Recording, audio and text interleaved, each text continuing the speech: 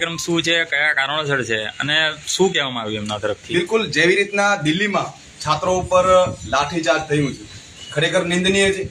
એના વિરોધમાં જેવી રીતના ભીમ આર્મીના ચીફ ચંદ્રશેખર આઝાદભાઈએ જેવી રીતના કોલ આપેલો તો 25 તારીખના જેવી રીતના જે લાઠીચાર્જ થયું છે, જેમના ઉપર અત્યાચાર થયો તેના વિરોધમાં ભારતભરમાં ભીમ આર્મી આ ધરણા પ્રદર્શન કરશે. તેવી રીતના આજે ગાંધીનગરમાં કરવા આવ્યું હતું. આ એક લોકશાહીની હત્યા છે. ભીમ આર્મીના સાથીઓ બાબા સાહેબ આંબેડકરની પ્રતિમા ઉપર પહોંચે તે પહેલા જ પોલીસ અહીંયા પહોંચી આવી છે.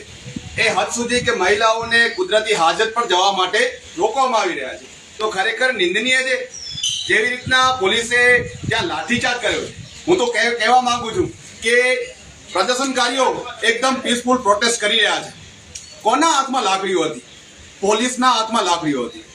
આ છાત્રો છે, આ દેશના ભવિષ્ય છે. એમના ઉપર ટીયર ગેસ છોડવામાં આવ્યા છે, તેમના ઉપર લાઠીચાર્જ કરવામાં આવ્યો છે, તેમના ઉપર પેલેટ ગન છોડવામાં આવી છે. આ કોણ છે? જે પેપર લીક કરનારા છે, તે એસીમાં બેસી અને જલસા કરી રહ્યા છે. જે લોકો દેશનું ભવિષ્ય છે, જે છાત્રો દેશનું ભવિષ્ય છે, તેમના ઉપર અત્યાચાર થયું છે, એ બિલકુલ બી સહન નહીં થાય.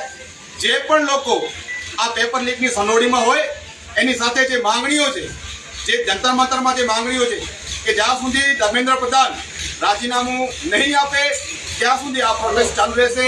એની સાથે ત્યાંની સાથે ભારતભરમાં આંદોલન ચાલુ રહેશે. તેની સાથે ગુજરાતમાં પણ ભીમ આર્મી આજે જેવી રીતે આવી છે, રોકવામાં આવી રહ્યું છે. આજે રોકવામાં આવી રહ્યું છે, કાલે ફરી અમે ભીમ આર્મી આ સ્થળે આ જગ્યાએ આવે છે. તમે કેટલા દિવસ સુધી રોકશો? કેટલા ચંદ્રશેખર આઝાદને રોકશો? હર ઘરેથી ચંદ્રશેખર આઝાદ નીકળશે.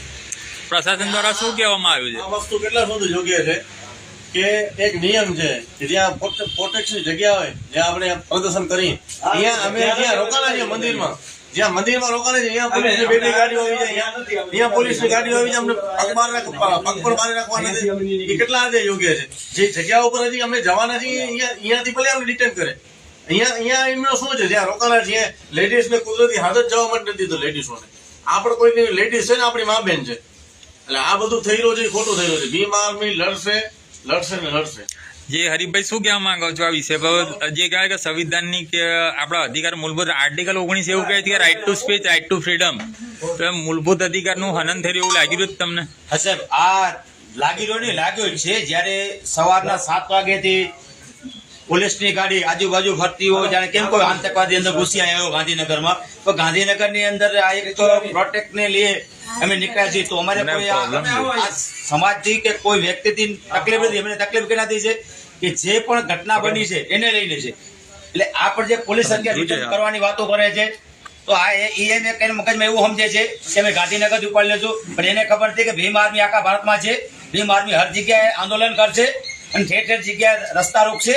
હજી એમને હજી ખાલી નજારો દેખો છે કચ્છમાંથી હજી ગાંધીનગર જ પહોંચ્યા છે ભીમ આર્મી વાળા. આખા દેશની અંદર બાકી છે. એટલે મહેરબાની કરી અને ભીમ આર્મી છેડવાનું મૂકી દો અને જે તમે તમારું કામ કરો છો કરવા દો. અમે અમારું કામ કરવાના છીએ. આજે અમને રિટર્ન કરશો તો કાલે અમે આને આ પ્રવૃત્તિ કરવાના જ છીએ. કેમ કે તમને ખાલી કામથી મતલબ છે, અમને અમારી સમાજથી મતલબ છે કે અમારી સંસ્થાથી મતલબ નથી. અમને આખા દેશથી મતલબ છે. અમારી સંસ્થા આખા દેશનું કામ કરે છે. એટલે આપણે અત્યારે જે પોલીસ તંત્ર છે એની પોતાની તાનાશાહી કરી રહી છે. અને ગાંધીનગર એક એના પોતાના મનમાં એવી સમજતી હોય કે આખો ગાંધીનગરમાં હાઈજેક કરી લીધો છે, તો એ વાત એને મગજમાં કાઢી નાખે. અમારે ત્યાં કચ્છની અંદરથી છે ને 150 માણસ આવ્યા છે. તમે કેટલાને રિટર્ન કરશો? તો 10 જ જણા છીએ અમે પણ જોઈએ પોલીસ અમને કેટલાને રિટર્ન કરે છે. 150 માણસથી કેટલા માણસો અમને ગોતી લે છે. એટલે મહેરબાની કરી તમે તમારું કામ કરો, અમે અમારું કામ કરવા દો. અમે સંવિધાનમાં રહીને કામ કરીએ છીએ. જય ભારત, જય સંવિધાન. ભીમ આર્મી ભારત એકતા મિશનના રાષ્ટ્રીય અધ્યક્ષ ભીમ આર્મીના સંસ્થાપક ચંદ્રશેખર આઝાદભાઈએ આહવાન આપ્યું હતું. એના અનુસંધાનમાં સમગ્ર ભારત વર્ષના અંદર છાત્રાઓ પર જે લાઠીચાર્જ થયો હતો તેના સંદર્ભમાં અમાન્ય કૃત્ય થયું હતું. એ સરે ખાસ કરીને એટલું કહેવા માંગીએ છીએ કે આર્ટિકલ 19 નું અહીંયા ઉલ્લંઘન થઈ રહ્યું છે. અહીંયા સામાજિક અહીંયા મંદિર છે જ્યાં અમે આવ્યા હતા દર્શન કરવા, તેના સંદર્ભ પણ અહીંયા પોલીસ પ્રશાસનનો પહેરો લગાવવામાં આવે છે. જ્યાં કાર્યક્રમ છે ત્યાં નથી અને અહીંયાથી જ લઈ જવાની વાત કરે છે. બહેનો માતાઓ અહીંયા ઉપસ્થિત છે, તેમને કહેવાય કુદરતી હાજતે એમને નાહવા ધોવાની વ્યવસ્થા જે અહીંયા હોય છે તેના માટે પણ રોક લગાવવામાં આવે છે. તો કેટલું ગેરવ્યાજબી છે. માટે ભીમ આર્મી હંમેશા ન્યાયિક સંવિધાનિક રીતે લડે છે, લડશે. આનો જવાબ અમે આપીશું. અને અમારા ગુજરાત પ્રદેશે એક વાત કહી હતી કે અમને જો આજે રોકશો તો મોટી સંખ્યાના અંદર કહેવાય ને કે ચટ્ટીદારી ગેંગનું જે કાર્યાલયો છે ને જે બધા એ કાર્યાલયનો ઘેરાવ થશે હવે. એટલે ધ્યાન રાખજો. અમે સંવિધાનિકના માનનારા વર્ગ છે. અશોક સમ્રાટ બનતા વાર નહીં લાગે. જય ભારત, જય શ્રી રામ, જય ભીમ.